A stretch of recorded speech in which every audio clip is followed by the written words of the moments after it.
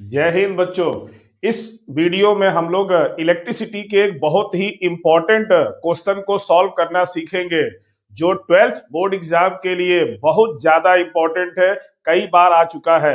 तो क्वेश्चन क्या कह रहा है, एक वायर है जिसका रेजिस्टेंस आपको गिवन है और कह रहा है वायर को खींच करके 10 टाइम्स कर दें या मोड़ करके हाफ टाइम्स कर दें तो न्यू रेजिस्टेंस कितना होगा, ये पूछता है आपका।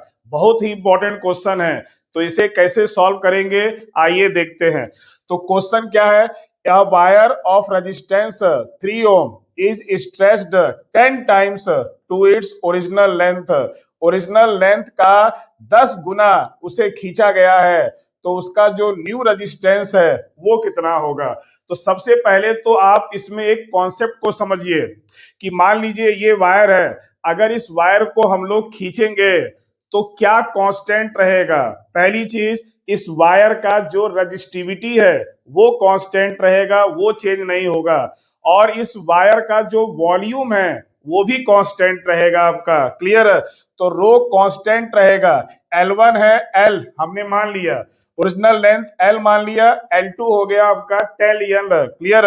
R1 दिया है 3 ओम एंड R2 आपको फाइंड करना है। तो एक चीज तो रो कांस्टेंट होगा और दूसरा चीज वॉल्यूम में कोई चेंज नहीं होगा, तो नो चेंज इन वॉल्यूम। तो देयरफॉर A1 L1 बराबर A2 L2। A1 L1 है L बराबर A2 L2 है 10 L। क्लियर। L से L कैंसिल हो गया, तो A1 upon A2 is equal to आ गया 10। Equation number first. अब लगाएंगे formula R is equal to rho L upon A। Rho है स्पेसिफिक रेजिस्टेंस ऑफ वायर जो कि मटेरियल पर डिपेंड करता है, L है वायर का लेंथ और A है क्रॉस सेक्शन एरिया। क्लियर। तो R1 upon R2 is equal to rho L1 upon A1 into उलट जाएगा A2 अपॉन रो L2। रो से रो कैंसिल हो गया। R1 हमें गिवन है 3 ओम, R2 फाइंड आउट करना है इज इक्वल टू L1 है L, L2 है 10L into A2 upon A1 आया, L से L कैंसिल हो गया तो 1 अपॉन 10। और A2 अपॉन A1 की वैल्यू इक्वेशन 1 से उल्टा करेंगे तो 1/10 आएगा। 1/10 1/10 1/100 हो जाएगा, क्रॉस मल्टीप्लाई करेंगे तो R2 इक्वल टू आएगा 300 ओम। अब इसी क्वेश्चन को एक ट्रिक से भी सॉल्व कर सकते हैं।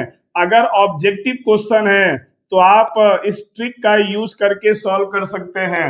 New resistance R dash is equal to N square into क्या आपका ओल्ड रेजिस्टेंस।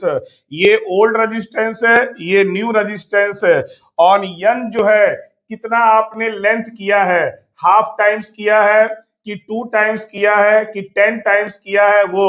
तो इस क्वेश्चन के अकॉर्डिंग N की वैल्यू 10 है। क्लियर। तो put N is equal to 10 and R की वैल्यू है 3 ओम, रख दीजिए।